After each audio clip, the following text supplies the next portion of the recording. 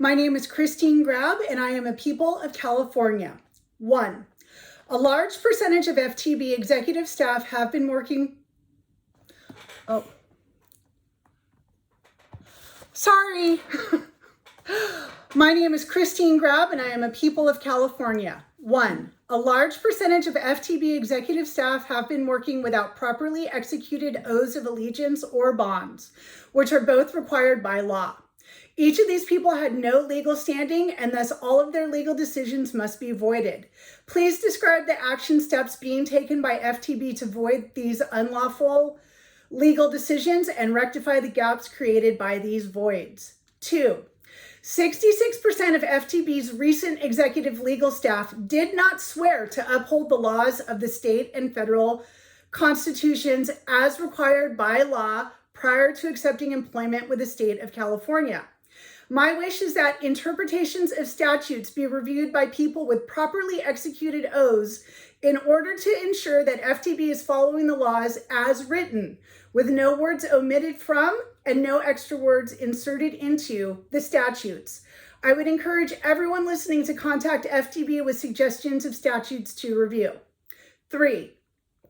On FTB's website, it states, "The taxpayer rights advocate will not accept your case if it questions the constitutionality of the tax system or tax laws." This is unconscionable. It is the job of the advocate to ensure that FTB protects taxpayers' federal and state rights.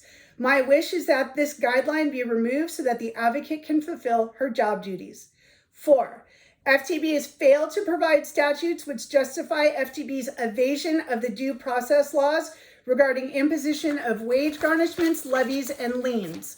Thus, FTB has tacitly admitted that this practice is unlawful. My wish is that FTB immediately cease and desist imposition of collection tools without authorization from a superior court judge. 5. Last year, FTB provided a list of payments that are supposed to be immediately applied to the taxpayer's account, followed by a vague phrase stating that when those payments are actually applied varies. My wish is that FTB clarify exactly when these payments that are supposed to be immediately applied are actually applied to the taxpayer's account. 6. In Grab versus FTB, it was disclosed that some estimated tax payments are put into a status called no payment instead of being applied to the taxpayer's account. If a taxpayer makes a payment by the prescribed due date and FTB puts that payment into the no payment status, are there any circumstances in which that payment would not be considered timely? If so, please provide the statute utilized to justify this. 7. In Grab versus FTB, it was disclosed that for the purpose of calculating interest, FTB only recognizes some of the payments that had been made and only portions of other payments that had been made. Thus, the taxpayer pays more interest than they should because it falsely appears that the taxpayer had a higher outstanding balance than they actually did. Please provide the guidelines utilized for determining which payments and portions of payments are included in the totals collected for the purpose of calculating interest. 8. FTB stated that all payments are turned over to the state controller's office upon receipt. Are no payments also turned over to the state controller's office upon receipt, or are no payments kept within FTB's possession until the funds are recognized as a payment? 9.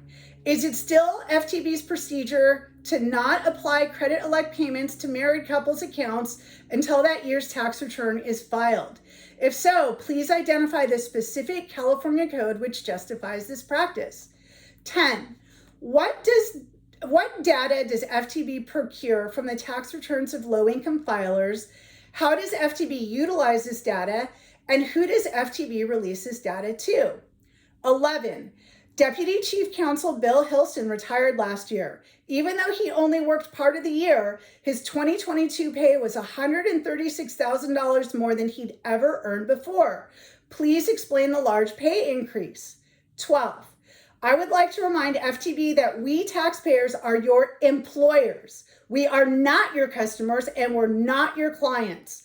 My wish is that FTB refer to taxpayers as constituents. Thank you.